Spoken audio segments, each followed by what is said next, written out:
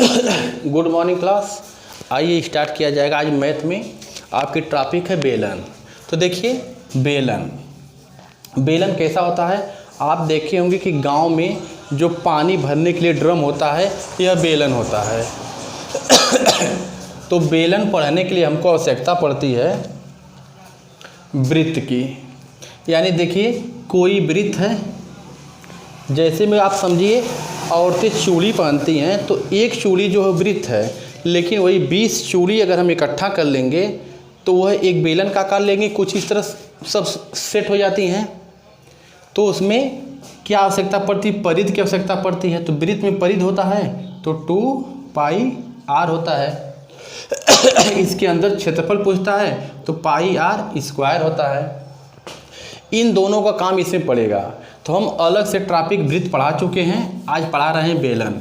तो थोड़ा समझिए, इसमें कभी कभी वक्र पृष्ठ पूछता है। तो जब वक्र पृष्ठ पूछता है तो वक्र पृष्ठ के लिए आवश्यकता पड़ती है किसकी? पहले समझिए वक्र पृष्ठ का मतलब क्या होता है। जैसे मान लीजिए ए मार्कर जो है, आपको देखिए बेलन के आकार का थोड़ा पतला है, लेकिन इसको आप बेलन मानिए। जब इसको यह साइड घेरने के लिए बोले, मतलब ऊपर नीचे वाला छोड़ के बाकी जो हिस्सा हाई दिखाई दे रहा है, इसको जब पैक करने के लिए बोले तो यही तो होता है वक्र पृष्ठ। अब वक्र पृष्ठ जब पूछता है तो वक्र पृष्ठ के लिए किसकी आवश्यकता पड़ती है? परिध और ऊंचाई की। तो परिध बराबर क्या अभी हम बताएं, वृत्त में परिध का मतलब होता है इसको घेरना। तो परिध बराबर होता है 2πr। देखिए हम 2πr लिख दिए। और जब 20 रहेगा इस तरह करके ऊंचाई खाली बढ़ेगी तो ऊंचाई पर h की आवश्यकता पड़ती है, इसलिए हम इसको h रख दिए। यानी वक्र पृष्ठ, बेलन का वक्र पृष्ठ बराबर होता है 2πrh। यह पहला क्लियर हो गया होगा। तो दूसरा देखिए, दूसरा पूछता क्या है? बेलन का संपूर्ण पृष्ठ बताइए। संपूर्ण पृष्ठ का मतलब देखिए, जैसे बेलन इसको आप मानेंगे, संपूर्ण पृष्ठ का मतलब हाई वाला हिस्सा जो घेर रहे हैं तो वक्र पृष्ठ है। तो संपूर्ण पृष्ठ में क्या होता है? वक्र पृष्ठ भी घेरना रहेगा और प्लस ऊपर वाला और जो नीचे वाला हिस्सा है, यानी हाई वाला हिस्सा और हाई वाला हिस्सा, इनको भी घेरना पड़ेगा। तो संपूर्ण पृष्ठ पर देख लीजिए क्या होगा। संपूर्ण पृष्ठ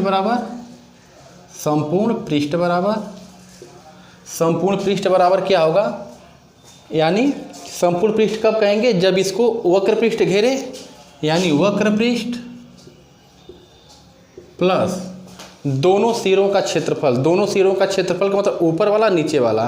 तो अगर इस तरह आप देख लीजिए, इस तरह अगर है तो वृत्त है, तो वृत्त का क्षेत्रफल πr² होता है। ये देखिए दोनों सिरों का क्षेत्रफल हो रहा है।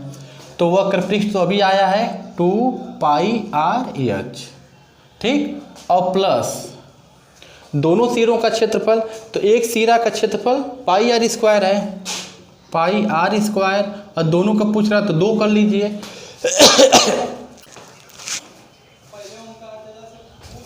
तो यह हो गया दोनों। अब देखिए 2πr दोनों में है तो 2πr आप बाहर कॉमन ले लीजिए, अंदर बचेगा h प्लस एक आर ही बचेगा।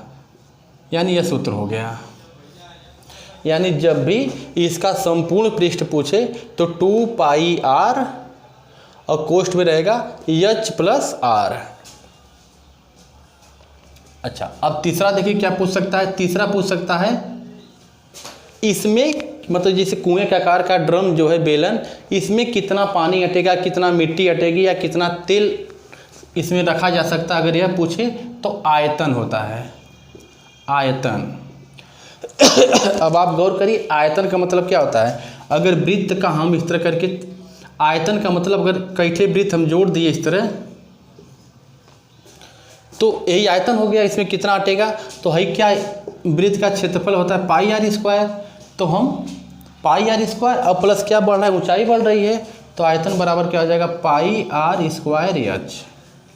यह 3 बात अगर आपको समझ में आ रही है तो मुझको लग रहा है बेलन से कोई भी सवाल आपका छूटेगा नहीं।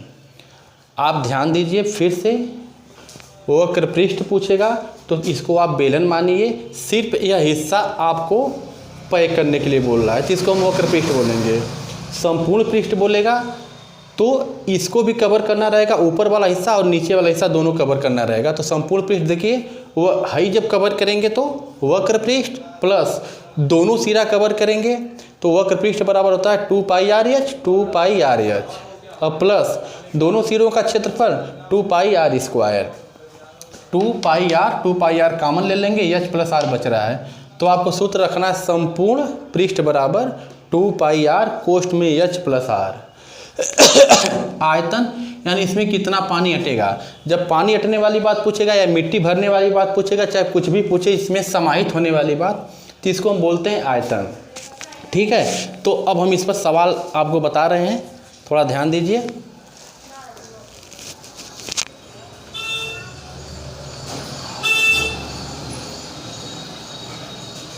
देखिए एक बार और, वक्र पृष्ठ सब इधर से घेरने के लिए वक्र पृष्ठ बोलेंगे। संपूर्ण पृष्ठ, वक्र पृष्ठ घेर लीजिए, ऊपर वाला नीचे वाला दोनों हिस्सा घेर लीजिए तो संपूर्ण पृष्ठ।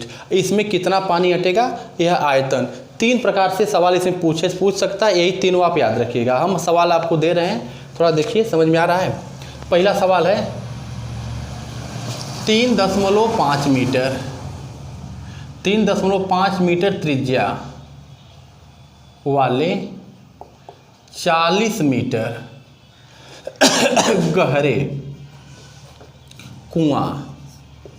गहरे कुआं से कितनी मिट्टी प्राप्त होगी। सवाल गौर से देखिए, कह रहा है 3.5 मीटर त्रिज्या का कोई 40 मीटर गहरा कुआं है, उसमें से मिट्टी निकालेंगे तो कितनी मिट्टी प्राप्त होगी। मैं अभी बताया हूँ कि पानी भरने वाली बात पूछे, मिट्टी निकालने वाली बात पूछे या कुछ उसमें समाहित होने वाली बात पूछे तो आयतन होता है। तो सबसे पहले आप कुआं बना लीजिए। मान लीजिए कुआं हो गया, कुआं हो गया। त्रिज्या का मतलब यहाँ से लेके यहाँ तक ये त्रिज्या है 3.5, तो यह त्रिज्या हो गई। अच्छा, गहराई यानी हाई हिस्सा, यह 40 बोल रहा है। अब हमसे पूछ रहा है कि कितनी मिट्टी प्राप्त होगी। अब मिट्टी प्राप्त होने वाली बात अगर पूछ रहा है तो यानी हमसे क्या पूछ रहा है, आयतन पूछ रहा है।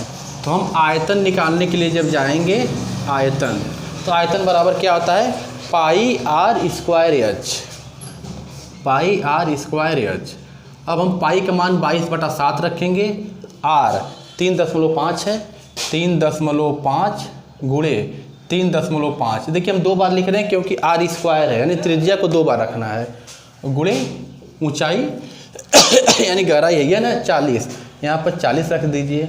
अब 7 से काटेंगे तो 10.5, 7 × 5 = 35, ये तो कट गया, आपका बच गया 22 गुणे 10.5 गुणे 3.5 गुणे 40। अब इस सब का आपस में गुणा करेंगे तो होगा 1540 घन मीटर। यह आंसर है, यही पहला सवाल है। देखिए इसमें आपसे डायरेक्ट आयतन नहीं पूछा है, मिट्टी पूछा है। मिट्टी का मतलब हो गया आयतन, तो हम आयतन निकालें 1540 घन मीटर आ गया। हमको लग रहा है इस सवाल आपको क्लियर हुआ होगा। स्क्रीनशॉट ले लीजिए, उसके बाद हम आगे बढ़ रहे हैं।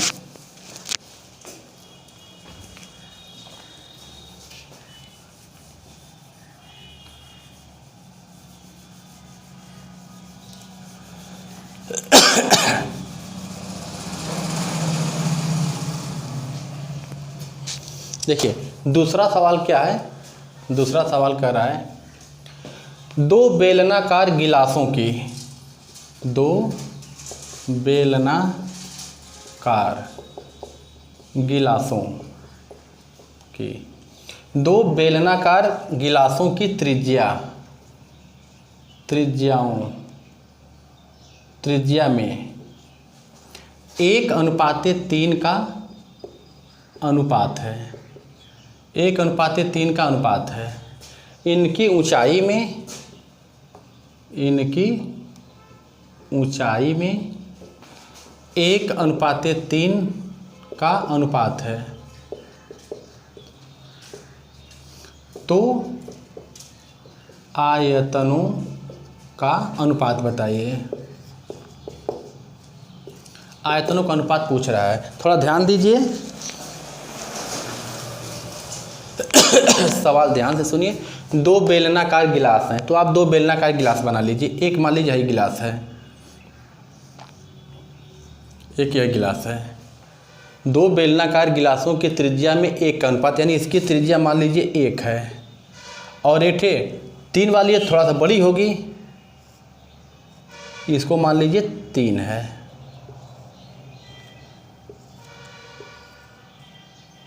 यह दो गिलास हो गई। तो त्रिज्या का मतलब क्या होता है, यहाँ से आधार पर जो है होती है त्रिज्या होती है। तो अनुपात दे रहा है 1 और 3।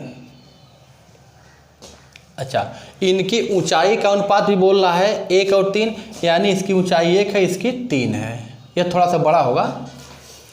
तो हमसे पूछ रहा है आयतनों का अनुपात बताइए। अब देखिए, आयतनों का अनुपात जब हम निकालने के लिए जाएंगे तो आयतन का अनुपात, अनुपात बराबर क्या होता है, सूत्र क्या होता है, आयतन देखिए पाई आर स्क्वायर एच।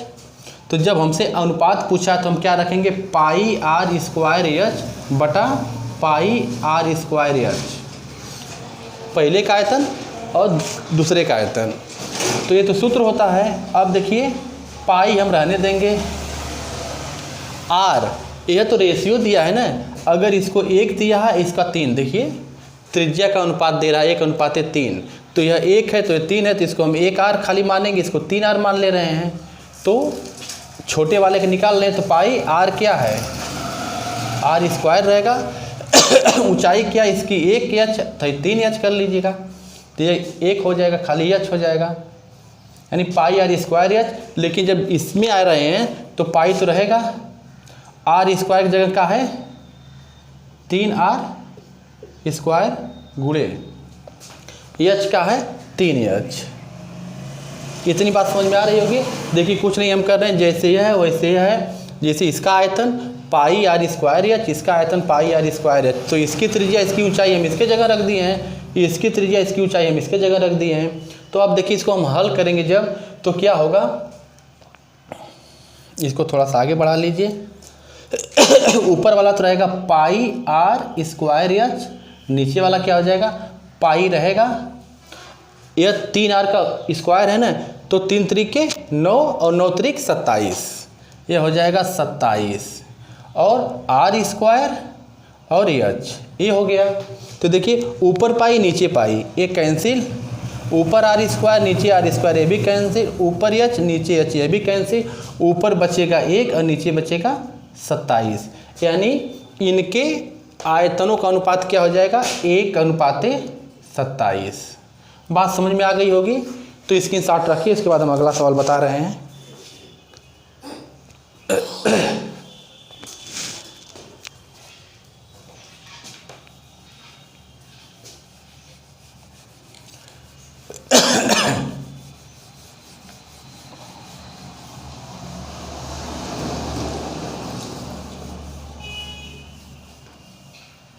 देखिए, अगला सवाल क्या कह रहा है, कह रहा है एक लांबिक वृत्ताकार बेलन का आयतन, एक लांबिक वृत्ताकार बेलन का आयतन, एक लांबिक वृत्ताकार बेलन का आयतन क्या होगा, क्या होगा, यदि उसकी ऊंचाई, यदि उसकी ऊंचाई, यदि उसकी ऊंचाई 40 सेंटीमीटर और उसके आधार की त्रिज्या, आधार की त्रिज्या नहीं, उसके आधार की परिध 66 सेंटीमीटर हो। सवाल ध्यान से देखिएगा, कह रहा है एक लांबिक वृत्ताकार, एक लांबिक वृत्ताकार बेलन का आयतन क्या होगा यदि उसके ऊंचाई 40 सेंटीमीटर और उसके आधार की परिध 66 सेंटीमीटर हो। तो सबसे पहले देखिए, लांबिक वृत्ताकार बेलन बता रहा है, तो आप बेलन बना लीजिए। मान लीजिए बेलन हो गया, ये आपका बेलन हो गया, ठीक, यह बेलन हो गया। इसके हिसाब से क्या कर रहा है, ऊंचाई 40 सेंटीमीटर, यानी यह हिस्सा जो है 40 सेंटीमीटर है। और आधार की परिध, यानी जो हाई वाला हिस्सा दिखाई दे रहा है आपको, यह जो दिखाई दे रहा है हाई वाला हिस्सा, इसको बोला है 66 सेंटीमीटर है। और हमसे क्या पूछा, आयतन बताइए। तो हम आयतन जब निकालने के लिए जाएंगे, आयतन, तो हमको क्या पड़ेगा, देखिए बेलन का आयतन बराबर सूत्र क्या होता है, पाई आर स्क्वायर एच। तो हम पाई आर स्क्वायर एच करेंगे। पाई का मान 22/7 हम रख सकते हैं। आर की आवश्यकता पड़ रही है, अभी हमको आर पता नहीं है। ऊंचाई की आवश्यकता पड़ रही है, ऊंचाई हमको पता है, तो ऊंचाई की जगह हम ऊंचाई रख दे रहे हैं 40। अब हम कहाँ फंस रहे हैं, हमको यहाँ पर त्रिज्या की आवश्यकता है और त्रिज्या इसमें कहीं दिया नहीं है। तो हम चलेंगे क्या करने के लिए, आधार की परिध। परिध का मतलब हम बार बार बता रहे हैं कि वृत्त कोई है, बेलन, अगर देखिए इसको बेलन मान लीजिएगा, हाई वाला हिस्सा देख रहे हैं तो हाई एक वृत्त दिखाई दे रहा है, वृत्त का मतलब परिध, ठीक है। तो परिध दिया है, तो हम परिध बराबर जब जाएंगे तो परिध बराबर हमको सूत्र मालूम है 2 पाई आर। तो परिध क्या है, 66 है, हम यहाँ पर 66 रख देंगे। परिध की जगह 66 रखेंगे, यहाँ पर 2 रखेंगे, पाई का मान 22/7 रखेंगे और यह आर रहने देंगे। तो आप अगर हम इसको काटेंगे तो देखिए 2 से काटिए, 2 3 6, 2 3 6, यह कट गया। फिर 11 से काट दीजिए, 11 3 33, 11 दूना 22, यह हो गया। इसका गुणा यहाँ पर करेंगे तो 7 3 के 21 बटा हाइट आ जाएगा 2 नीचे बराबर आर, यानी हमको त्रिज्या पता चल गई 21/2 है। तो हम देखिए हमको क्या पूछा था, आयतन पूछा था कि आयतन क्या होगा। तो आयतन के लिए सूत्र क्या होता है, पाई आर स्क्वायर एच। पाई का मान हम 22/7 रख दिए, ऊंचाई 40 है तो हम एच की जगह 40 रख दिए। हमको त्रिज्या पता नहीं थी तो हम परिध के माध्यम से त्रिज्या निकाल लिए, यानी त्रिज्या क्या आ गई 21/2। हम इसी का मान यहाँ पर रखेंगे, तो आर स्क्वायर है मतलब त्रिज्या 2 बार, तो 21/2 को हम 2 बार लिख लेंगे। तो यहाँ रखिए 21/2 गुणे 21/2, यह हो गया। अब आप काट सकते हैं, 7 3 के 21, 2 से काटेंगे 2 1 2, 2 1 2, यह कट गया।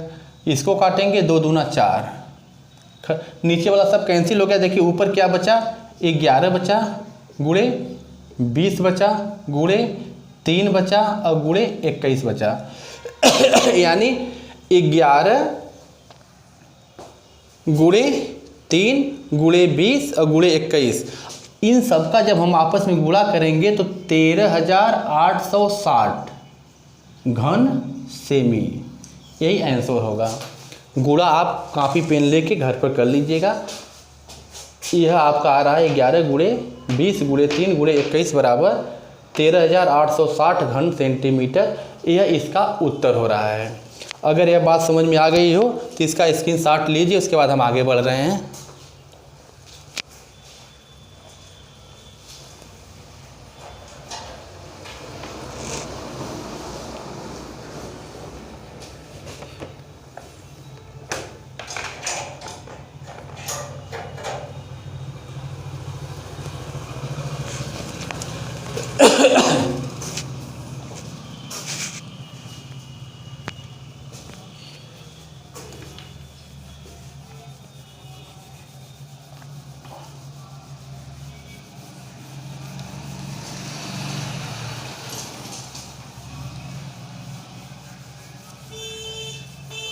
देखिए एक सवाल है, कह रहा है 28 सेंटीमीटर लंबे। क्वेश्चन क्या कह रहा है, जो भी अगला नंबर है 28 सेंटीमीटर लंबे, 28 सेंटीमीटर लंबे और 24 सेंटीमीटर चौड़े आयताकार कागज को उसकी लंबाई में मोड़कर बेलन बनाया गया तो बेलन का वक्र पृष्ठ तथा संपूर्ण पृष्ठ बताइए। संपूर्ण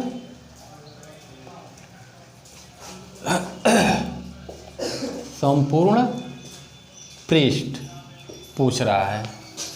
सवाल ध्यान से देखिए, कह रहा है 28 सेंटीमीटर लंबे और 24 सेंटीमीटर चौड़े आयताकार कागज को उसकी लंबाई में मोड़कर बेलन बनाया गया, तो बेलन का वक्र पृष्ठ तथा संपूर्ण पृष्ठ बताइए। वक्र पृष्ठ पूछ लिया तो ध्यान दीजिए, बेलन को यह हिस्सा कवर करने के लिए बोला, हम पहले में बता चुके हैं। और संपूर्ण पृष्ठ जब पूछ रहा है तो बेलन का यह वाला हिस्सा प्लस ऊपर नीचे दोनों कह रहा है। तो हमको क्या सबसे पहले तो आप इसको समझ लीजिए, हम आपको समझा रहे हैं।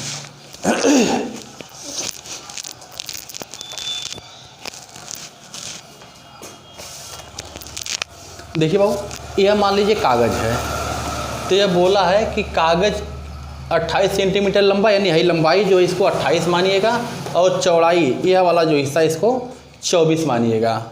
और कह रहा है आयताकार कागज को उसकी लंबाई में मोड़कर, जिससे अब इस तरह है ना, तो हमको इस तरह नहीं मोड़ना, यह तो चौड़ाई में मुड़ जाएगा, लंबाई का मतलब इस तरह मोड़ना है। देखिए मोड़ के दिखा दे रहे हैं आपको।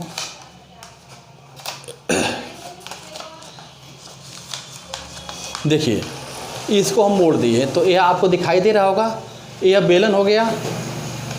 कैसे मोड़ना था हमको, उसकी लंबाई में मोड़कर, लंबाई इसकी यही ना है, तो हमको इसको मोड़ना है इस तरह। तो इस तरह मोड़ लिए, तो अगर मान लीजिए हम इस तरह मोड़ लिए तो देखिए यह आपको एक बेलन के आकार का दिखाई दे रहा होगा। अब बस अगर यह बात समझ में आ गई होगी तो आपको सवाल ये हल हो जाएगा। चलिए देखिए, थोड़ा इस सवाल को समझिए। अगर इसको हम मोड़ रहे हैं इस तरह,